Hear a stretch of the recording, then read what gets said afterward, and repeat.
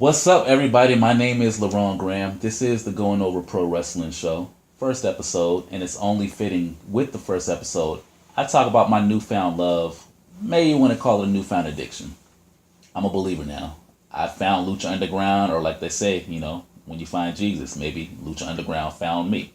Either way, I skipped 2 weeks of Game of Thrones just to catch up with Lucha Underground. Not even to catch up, because I've been caught up. But, and this is the highest praise, once I watched Lucha Underground, I didn't want to watch Game of Thrones. If you haven't had the privilege of watching it, Lucha Underground is this hour-long show on the El Rey Network. They have a deal in place with AAA, which is like the WWE of Mexico. So it's based off Mexican wrestlers, Mexican promotions. But they have a lot of top guys from the indies, or that you've seen before. They have Johnny Nitro. He goes by Johnny Mundo. They have Ricochet, probably the biggest indie dude currently. He wrestles as Prince Puma. Brian Cage, great wrestler, big guy. Rey Mysterio. They had Alberto Del Rio. He went by Alberto El Patron. They really wrap up storylines based on this mythical world, the temple. We're the viewers, we're the believers. And it's an edgy program, TV 14. They have blood, they have chair shots, but they don't abuse it. Everything makes sense within the story because this is a TV program first. It's story-based first, and they get everything across while remembering the wrestling roots. Because without hyperbole, without question, this is the best wrestling show I've seen as far as continuity, a year span of television just being on point. They haven't had a bad match at all. I don't know how else I can praise it, but if you can't tell, this show is 5 stars in my opinion. And there's a few good reasons why. And a lot of those reasons were exemplified in this most recent episode. First of all, it's brought to you by Shake Chocolate Porter out of Boulder, Colorado. Deliciously smooth. Nice hints of dark chocolate. Maybe you guys want to send me some, maybe you don't, but hey, shameless plug for you guys. Anyway, but first match, Daga versus Son of Havoc. One of the first reasons why I'm so in love with Lucha Underground is that everybody is important. That can't be overstated enough with this company. Because let's take the opening match, for instance. Now, when I first started catching up on Lucha Underground, I had no clue who either one of these guys were. Son of Havoc hit the scene and basically became one of their first stars because he was in the team with Ivelisse and Angelico. Angelico, dude, big, lanky, Michael Phelps looking dude, 6'4", 6'5", only fitting. Angelico, flying out of the rafters every week, getting those holy shit chants like nobody else, but he could also work. He's not just a stunt man. He doesn't just jump around. He makes you believe the character in the ring also. Great look. You had this loudmouth chick, Ivelisse, calling herself the baddest bitch in the building every single week, and the crowd would let her have it. You had Son of Havoc. He's the blue-collar guy who, if this was football, he'd be an All-American based on his work ethic. He's not Randy Moss. He's not Peyton Manning. He's not the guy who's supposed to be the top guy, but he has the work ethic because of where he came from, because of his desire, whatever, but he wants to be the best. And that's the kind of guy you get behind. And you can tell that in terms of that group, the crowd has really gotten behind Son of Havoc because he really captured that kind of role. In a way, he reminds me of the prototypical Daniel Bryan, Sami Zayn, everyman underdog that you really can't help but just love. And the one thing I'm really impressed with Son of Havoc about is that he didn't create that character. I was listening to the showrunner, Eric Van Wagenen, on the Stone Cold podcast, and he said Son of Havoc was given that character. But by watching him, I wouldn't be able to tell that. He put his own little touches on it, and he has a good look, good body, great offense. In this match, he hit like a horizontal dropping elbow from the ring post. I've never seen that before. But he made the character his own. I love these guys. So they were forced to be put together, and it worked. They made me believe again, like, wow, a wrestling show can be good. I can suspend my disbelief. Based on little things. Like I said, everybody's important. Anyway, this match, it was a good match. They had a lot of back and forth. They got to show their stuff. Great offense. Both these guys know the way around the ring, no question. Ended when Cobra Moon, who seems to be this serpent seductress who just has it bad for Daga. She came in, tried to help him out. Daga wanted no part of it. Shooting star press, beautiful camera angle, which shows that this is a TV program first. It's a wrestling program, but they spend some serious money to get these kind of camera angles, to get these kind of production values, and it's all worth it when they make the wrestling look better. I've seen a million shooting star presses, but from that kind of angle, it looks like $1,000,000. Son of Havoc went over, and neither one of these guys are hurt. It furthers Son of Havoc along and allows him to go on and do his own thing aside from his team right now. But it also makes you wonder what's happening with Daga and Cobra Moon. One thing I liked about the Cobra Moon interaction is that it's a TV-14 show. It was super sexual. Like, she was on her knees doing a little slithering snake tongue or whatever. It was overtly sexual, but it wasn't on the nose.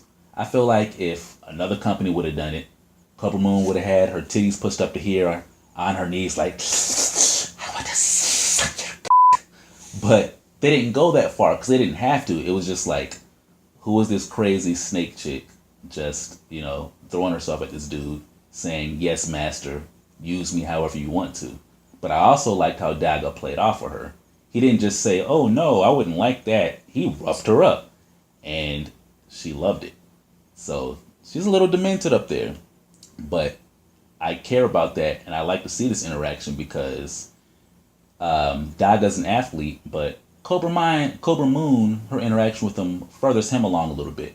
She can put some heat on him, I think, to make him a little more interesting. Why does she choose him? Why is he so, well, it's obvious why he's so, he's stiff-arming her because the chick is crazy, like someone's crazy ex-girlfriend, but it works.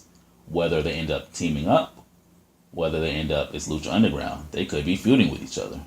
They could be in a steel cage match next week for all we know, but I like the interaction and it makes me want to tune in enough next week to find out what happens next. The next match was the trios match with the former champions, Prince Puma, El Dragon Azteca Jr., and Rey Mysterio against Johnny Mundo, Jack Evans, and the Darewolf PJ Black. Before they went into that, they had this dope segment with the former champs showing how they were kind of imploding a little bit. Babyface team of Prince Puma, Rey Mysterio, El Dragon Azteca. They're at the heavy bag. El Dragon Azteca Jr. and Rey Mysterio putting in some work. But El Dragon Azteca was like, yo, man, I just saw the monster Matanza. I know where his cage is kept. We can get him right now. Rey was like, I guess he knows Kung Fu now. Our mentor wouldn't want that. Basically, telling him to chill out and wait and bide your time. El Dragon Azteca was not having any of that. In the midst of them doing their little anime fighting, Prince Puma came in. Basically, I love the character development in this scene with Prince Puma. Because this season, and particularly last, he's just been the babyface, I'll go out there and give 110%. The crowd's behind me. I don't cheat. I do things the right way. But he lost his belt, man. And then he lost his Trios Championship. And now here he has his two teammates, Rey Mysterio and El Dragon Aztec Jr. They're not focused on the match in front of him. They're talking about some old other stuff. So he basically was like, Rey Mysterio was like, this doesn't concern you. We have a history. I loved it how Prince Puma stepped in. By the way, he's speaking now. Conan's gone. He's not a mute anymore, so he's actually using his mouth now. Good stuff. But he was like, if this is about these belts we're about to fight for, this does involve me. And the part I loved was they edited in like this little Puma growl. It was like, ah. Prince Puma was basically like, I'm not used to losing. I'm not used to the bad guys winning for this long. I want my belt back. I'm focused. You guys aren't focused. And the growl to me was kind of foreshadowing to what happened later in the match, which we'll get to. All right, so they come out. I love the heels, man. Johnny Mundo, Jack Evans, and PJ Black, accompanied by Taya. They come out wearing these like red Lucha Underground branded Shriners do-rags, just looking like their team is basically like, I'm a dick, you're a dick, let's be dicks together. And they won the belt that way. So, classic heel stuff. Jack Evans is hilarious. His ad-libs during the match were ridiculous. I think I can. And at one point, I think he was about to do something, and he was like, you're about to witness the greatest thing you've ever seen in your life. So just seeing him put it out there and sell himself like that, to be a complete complete dick, I'm all for it. But as far as a story standpoint, the key point in the match was Prince Puma had seen his teammates take like 57 nut shots by these dudes. Refs didn't do anything. So he finally had enough and just kicked Johnny Mundo straight in the nuts. Disqualification. Chaos everywhere. He goes to super kick Mundo. Boom. Knocks Taya out. So now, classic moment. You know, everyone's losing it. And Johnny Mundo and Prince Puma have their little stare off. What's going to happen with them? Which brings me back to the growl we saw earlier. Now, and also a reason why I love Lucha Underground. They actually build their characters.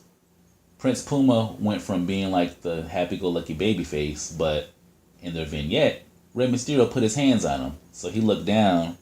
That growl wasn't just a growl, it was like, I know you can just put your hands on me. Like, don't you know I'm Prince Puma? He had a little bit of a smile with that growl. And it also showed his lack of patience. So once they got into the match, it was like, if you've ever played football or any other sport, you know you've had games where the refs just aren't giving you calls and they're letting the other team get away with murder.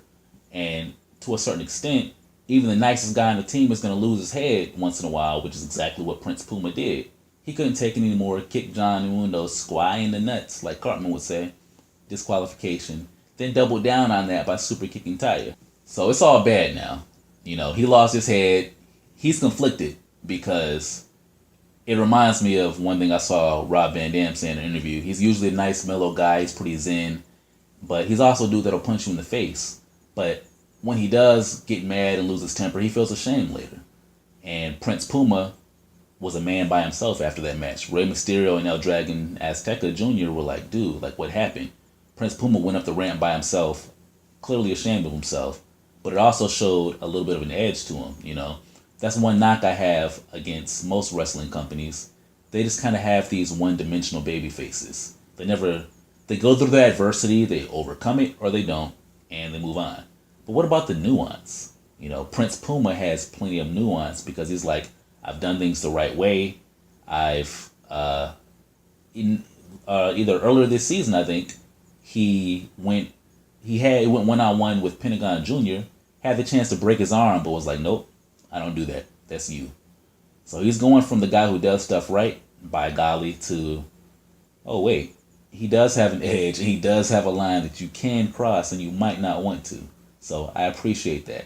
Now he's going to have to go through his battle in his head as a babyface character, and it's like, okay, is this who I want to be? Maybe he needs to go there in order to overcome Matanza and get his belt back. We don't know, but it's character progression, and I love it. Love the match, love the story development. I love Taya, too. She's the only chick that, if Johnny Mundo was a pimp, Taya would, without question, be his bottom bitch. A few weeks ago, she called out Cage, and I'm like, okay, this is going to be a nice little comedy segment. He's probably going to bend her over his knee and spank her or something like that, and the crowd's going to laugh, and she's going to then Johnny Mundo's going to come out and hit him with a kendo stick or something like that. Nah, she actually squared up and shot the fair one with Cage. The man, the machine, Cage. And Cage beat her like a man. And it was highly entertaining. Highly entertaining. So any chick that's willing to take a straight L from a 300-pound dude risking concussions for you, I want to see more of Johnny Mundo and Taya. She'll probably smuggle some drugs for him or something like that too. But I love their group. I hope they give him some time to rock as a heel stable. With or without the belts, with or without singles competition. And same for Rey Mysterio, Prince Puma, and El Draga Azteca. I loved it. Their money, this show's money. And on to the main event. Another reason I love Lucha, and I think they got it right, their belts are so meaningful, dude.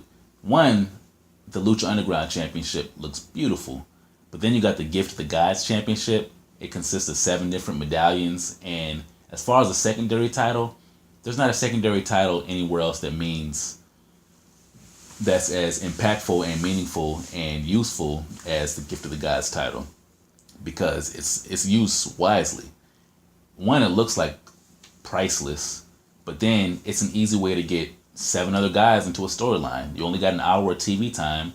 Just get 7 guys on TV.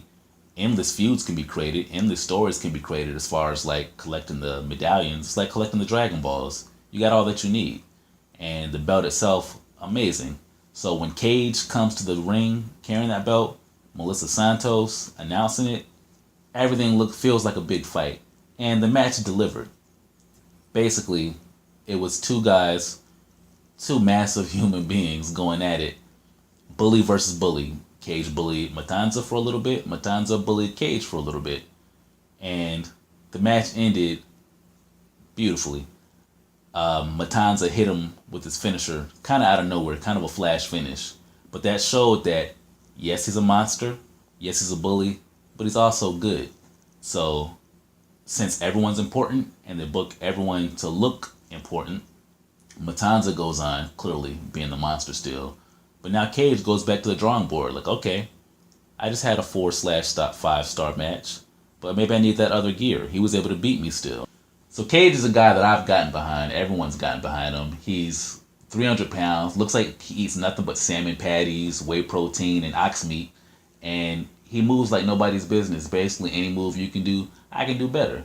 He's Cage, the Machine, from the 559, a.k.a. Swolverine, a.k.a. El Gringo Espacial. He has it all. He can do it all. And it's kind of amazing to me that the WWE overlooked him, other people overlooked him, because he seemed like the prototypical Vince guy, to be honest. Big body guy, but he's also really agile. You know, he can hang with the luchas or he can bang with the bangers. One way or another, he can do it. And I think there's big money in him. But what I like about him is that he can go babyface or heel. When he first came in, he ripped the belt in half. That's why they have a new belt now. But when season 2 hit, oh wait, we like this guy Cage now. He has the nice, the mohawked up now. He's doing it. He's, to me, in that space, kind of similar to Johnny Mundo, where they're two guys who can easily carry the Lucha Underground title, but they don't need to right now. They're going to have their time to rock with the belt when it comes, but in the meantime, the money and the viewership is in the chase of it. So, especially with Cage, Johnny Mundo went heel with not the barbershop window, but in Dario Cueto's office, throwing Alberto El Patron through the window. So he's on more of a heel track. But especially with a big dude like Cage, I think there's going to be, I think his time's going to come. And he showed me something this match and many other matches, but I hope they're building their company around this guy. And he's going to be there for a while, and he's fun to watch. So it was a great match. Once again, the whole show from top to bottom felt important. I loved it. So that's Lucha Underground. But now he cashed in the belt. It's like Money in the Bank, basically. Once you cash it in, it's gone. But with Gift of the Gods, it's not a belt anymore. It's now separated back into 7 medallions that need to be collected again, like the Dragon Balls. Who's going to resurrect Goku? I don't know. But they're out there. So that's another reason to tune in next week. There's so many matchups based on that. And it'll just be fun to see how it plays out. But most importantly, with regard to the main event, is another reason why I love Lucha Underground. You never know what's going to happen, because anyone could have won this match at any point, and I wouldn't have been surprised either way. They don't stick to the standard wrestling tropes where this guy runs in, so he's probably about to turn on him. This person distracted this person, so that means this person's going to win. I had no idea watching this match who's going to win, and I never do. Just a few weeks back, Phoenix won the belt and lost it the next week. So it's not erratic booking, but it's unpredictable booking in a good way, because you shouldn't know who's going to win every match, and you definitely shouldn't know how they're going to win every match. So Lucha Underground, for lack of a better term, man, they just do everything right. I'm a fan. I'm all in, and I can't wait till Wednesday. I'll probably be skipping other shows to watch it. I've never been this frantic about, I'm the West Coast, 5 o'clock. 5 o'clock's here. I gotta watch it. But until further notice, my Wednesdays belong to Lucha Underground and NXT. But I'm a fan, man. They just need to keep rocking, and I'll keep watching. So that's my recap of Lucha Underground this week. This was the Going Over Pro Wrestling show. And I will catch you guys next time. That's 1, 2, 3, and I'm out.